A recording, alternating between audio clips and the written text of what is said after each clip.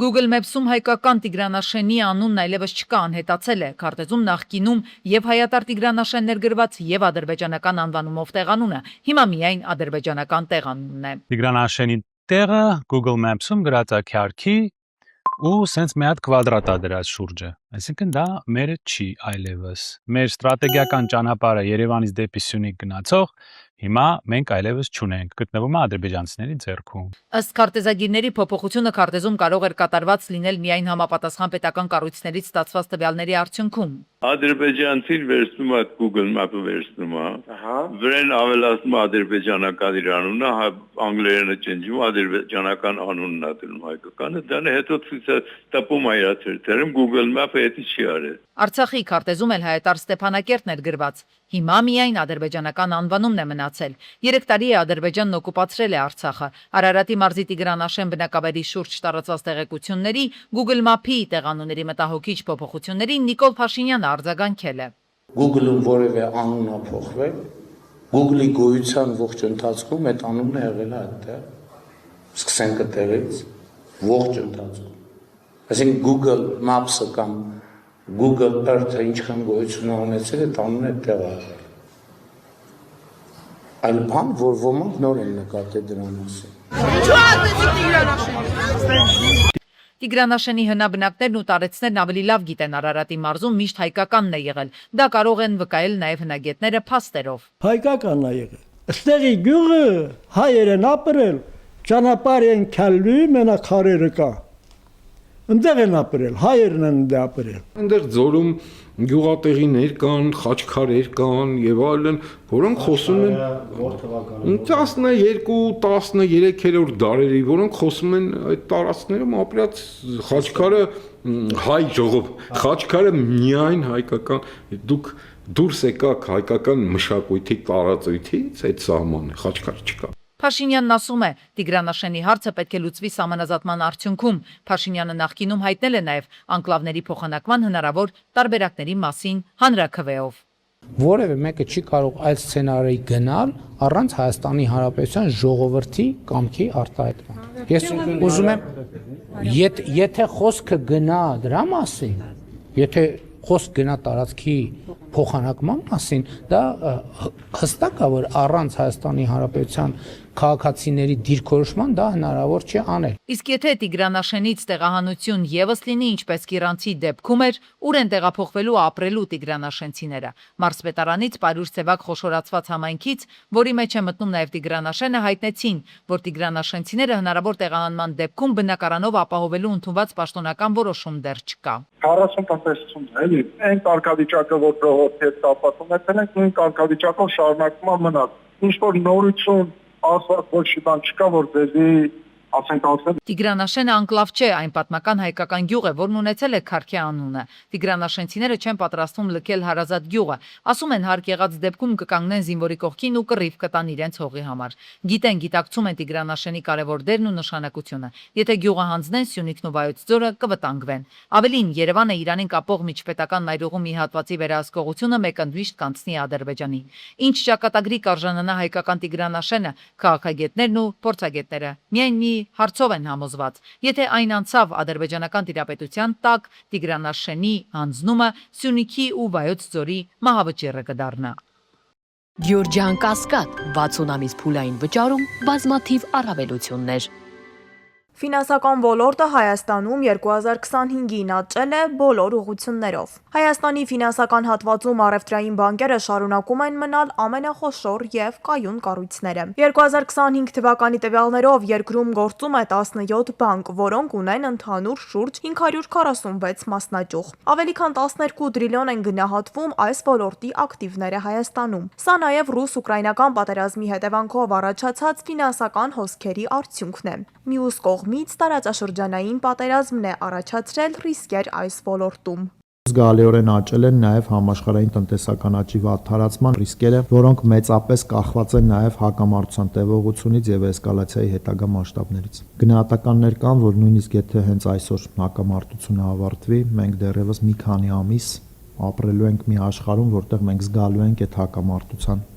արդյունքները։ 2025 թվականի ընթացքում Կենտրոնական բանկը վերաֆինանսավորման տոկոսադրույքի աստիճանական նվազեցման քաղաքականություն է իրականացրել, այն հասցնելով 6.75%-ի։ Դրա արդյունքում ֆինանսական շուկայում փողի հասանելիությունը մեծացել է, ինչը նպաստավոր պայմաններ է ստեղծել վարկավորման տոկոսադրույքների կայունացման կամ նվազման համար։ Սրա արդյունքում հիմնականում աճել է սպառողական վարկառումների թիվը, ինչը մասնագետների տեսանկյունից այնքան էլ լավ միտում չէ։ Տարվա ընթացքում տնային տնտեսություններին տրամադրված վարկերի բարձր աճի արդյունքում աճել է նաև վերջիններիս պարտքի բեռը։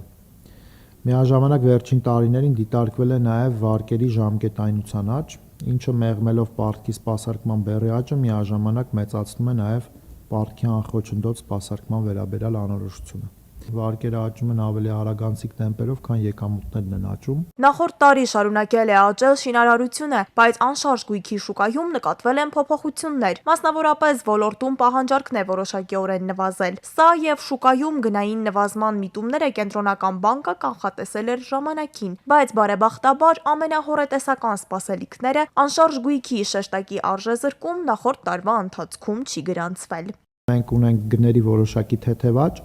բայց վարձավճարների նվազում,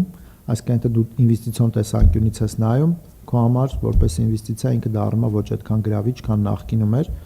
ուստի մենք կարծում ենք, որ ստեղ ներդրումային գրավչության կարող է որոշակի նվազում տեղի ունենա։ Գալիք տարիներին արտաքին պրոցեսների հետևանքով Հայաստանի ֆինանսական շուկան կարող է ենթարկվել լուրջ ցնցումների։ Խիստ հոռետեսական սցենարների դեպքում նույնիսկ բանկային համակարգը կկարողանա, այսպես ասած, մարսել շոկային էֆեկտը։ Կենտրոնական բանկի սթրես թեստերն են դա ցույց տվել։ Պոլիկլինիկաներում գործող նեղ մասնագիտական կաբինետները կարող են փակվել։ Խոսքը վերաբերում է օրինակ ինֆեկցիոն հիվանդություններին եւ մի շարք այլ մասնագետների ծառայություններին, որոնք տարիներ շարունակ հասանելի են եղել բնակիչներին հենց տեղամասային պոլիկլինիկաներում։ Բժիշկները ահազանգում են փոփոխությունների արդյունքում բազմաթիվ քաղաքացիներ կարող են զրկվել արագ եւ մատչելի բուժօգնությունից, իսկ բուժ հաստատություններն մասնագետներից։ Մարդիկ սովոր են իրենց պոլիկլինիկաներում ստանալ նեղ մասնագիտական օգնություն։ Առաջին՝ վարակիչ հիվանդությունների վաղ ախտորոշում եւ բուժում, երկրորդ՝ վարակների վերահսկում եւ կանխարգելում, երրորդ՝ կոնտակտային անձանց վերահսկում, չորրորդ՝ իմունոպրոֆիլակտիկա, սա արդեն հանձնված է ընտանեկան բժիշկներին, հինգերորդ՝ քրոնիկ ինֆեկցիաների կառավարում, վեցերորդ՝ համաճարակաբանական հսկողություն, 7-րդ՝ կրթական եւ խորհրդատվական դեր։ Բուժաշխատողների խոսքով, եթե համակարգում փոփոխություններն իրականացվեն առանց անցումային հստակ մեխանիզմների, դա կարող է մեծացնել հերթերը հիվանդանոցներում եւ ծանրաբեռնել արդեն իսկ սահմանափակ ռեսուրսները։ Իրանք ուզում են մի քանի կենտրոններ թողեն մասնագիտացված, այն մանր-մունր, որ աշխատավարձ չտան եւ այլն, մաքրեն։ Այսինքն ամեն մի պոլիկլինիկա չի, որ փող ունենա ինֆեկցիանից կամ մեծ նեղ մասնագետ, որ իրանք չեն կարող պահեն։ Մի քանի հատ ունենան կամ մեծ հիվանդանոցներում կամ իրանք ընտրյալ պոլիկլինիկաներում դրանք լինեն, որովհետեւ չի կարող որ չլինի։ Առողջապահության ոլորտի մասնագետները նշում են, առաջնային օղակի արդյունավետ աշխատանքը կախված է ոչ միայն ընտանեկան բժիշկներից, այլև նեղ մասնագետների հասանելիությունից։ Նրանց համոզմամբ համակարգի ցանկացած փոփոխություն պետք է իրականացվի փուլային եւ մասնագիտական քննարկումների միջոցով։ Միաժամանակ որոշ մասնագետներ չեն բացառում, որ բարեփոխումների նպատակը կարող է լինել ծառայությունների կենտրոնացումն ու առողջապահական ծախսերի օպտիմալացումը, սակայն նրանք ընդգծում են, կարևոր է որպեսզի այդ գործընթացում չտուժեն քաղաքացիների շատերը։ Մայիսի 25-ին Մարգարավանաձոր M3 ճանապարհին ապարանքու չակհատվածում բախվել են Nissan Tiana-ն եւ Volkswagen-ը։ Երկու մեքենաները հայտնվել են դաշտում, Volkswagen-ն էլ բախվել է ծառին։ 1 հոգի տեղում մահացել է, 3 հոգի տարբեր աստիճանի վնասվածքներով տեղափոխվել են աշտարակ բժշկական կենտրոն։ Վիրավորներին առաջին օգնության են հասել քաղաքացիները, օպերատիվորեն ժամանած շտապօգնության բժիշկների հերթապահ խումբը։ Ի դեպ Nissan-ի վարորդը վարելու իրավունք չի ունեցել։ Դեպքի վայր են ժամանել ներքին գործերի նախարարության ոստիկանության բարեկային ծառայության Արագածոտնի մարզի գումարտակի բարեկները, գումարտակի հրամանատար Արտեմ Սահակյանի, գումարտակի հրամանատարի տեղակալ օրվա պատասխանատու Մանուկ Սարգսյանի գլխավորությամբ։ Մայիսի 24-ին Վեդի խոշորացված համայնքի Ուրցաձոր Շաղապ ճանապարհին էլ բախվել են գազ 3110 ու վազ 2121-ը։ Վիրավորներին առաջին օգնության են հասել քաղաքացիները, օպերատիվորեն ժամանած փրկարարության Վեդու շրջփրկարարական ջոկատի փրկարարները։ 4 հոգի տարբեր աստիճանի վնասվածքներով տեղափոխվել են Վեդու բժշկական կենտրոն, ավելի ուշ վիրավորներից 1.5 տարեկան տղան գիտակցության չգալով մահացել է։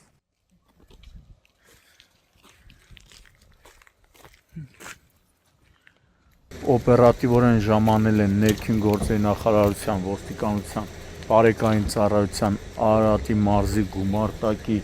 բարեկները։ Նորից մայիսի 24-ին Արամ Խաչատրյան փողոցում բախվել են 32-ամյա Տիգրանի Volkswagen Golf-ը, 51-ամյա Սարգիսի Volkswagen Jetta-ն, 31-ամյա Տիգրանի Volkswagen-ն ու 31-ամյա Վլադիմիրի Կիան։ Volkswagen-ներից երկուսը եղել են թույլատրելի հատվածում կայանված, իսկ բախումը եղել է վրացական համարանիշներով Kia-ի եւ սպիտակ Volkswagen-ի միջև։ Հետո էլ Կիլիան առաջ ընթացել բախվել կայանված Volkswagen-ներին, որոնցից մեկն էլ դուրս է եկել երթևեկելի գոտուց, հայտնվել գազոնում։ Դեպքի վայր են ժամանել ներքին գործերի նախարարության, ոստիկանության, բարեկային ծառայության, Երևան քաղաքի գնդի 4-րդ գումարտակի բարեկները, գումարտակի հրամանատար Դավիթ Նիկողոսյանի գլխավորությամբ։ Մայիսի 24-ին Սարիթաղից դեպի Սարալանջ տանող ճանապարհին բախվել են Լիսյանը, Հոնդան եւ Նիսանը։ Վթարի հետևանքով երթևեկությունը այդ հատվածում ժամանակավորապես դադարեցվել էր։ Արդյոք վթարի հետևանքով տուժած կամ տուժածներ կան, դեռևս հայտնի չէ։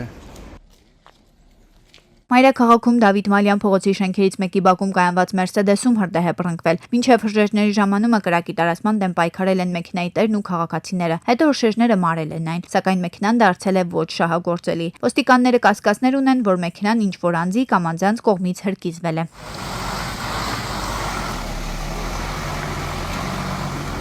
Օպերատիվորեն ժամանել են ներքին գործերի նախարարության, ոստիկանության, բարեկային ծառայության, Երևան քաղաքի գնդի 4-րդ գումարտակի բարեկները, գնդի հրամանատար Անդրանիկ Խաչատրյանի, գումարտակի հրամանատար Դավիթ Նիկողոսյանի եւ գումարտակի հրամանատարի տեղակալ Ալբերտ Հովհաննիսյանի գլխավորությամբ։ Մայիսի 22-ին Թեղուտ բնակավայրի վարչական տարածքում բախվել են ՈՒԱԶ-ը եւ Լադան։ 12 հոգու առաջին օգնության են հասել քաղաքացիները, օպերատիվորեն ժամանած Դիլիջան բժշկական կենտրոնի շտապօգնության բժիշկների հերթապահ խմբերը։ Նրանք տեղափոխվել են Դիլիջան բժշկական կենտրոն։ Վիրավորների մեջ նաեւ երեխաներ են եղել։ Քաղաքացիները նշում էին նաեւ, որ վիրավորներից երկուսին պարեկներն են իրենց ծառայական ավտոմեքենաներով գումարտակի հրամանատար Արմեն Բեժանյանի հանձնարարականով տեղափոխել Դիլիջան բժշկական կենտրոն։ Մայիսի 23-ին Երևան Արմավիր ճանապարհին բախվել են 70-ամյա Սամվելի Մերսեդեսը, 32-ամյա Գրիգորի Մերսեդեսն ու 45-ամյա Մեսրոպի Մերսեդեսը։ Վարորդներից Սամվելը վնասվածքներով տեղափոխվել է Վաղարշապատ բժշկական կենտրոն։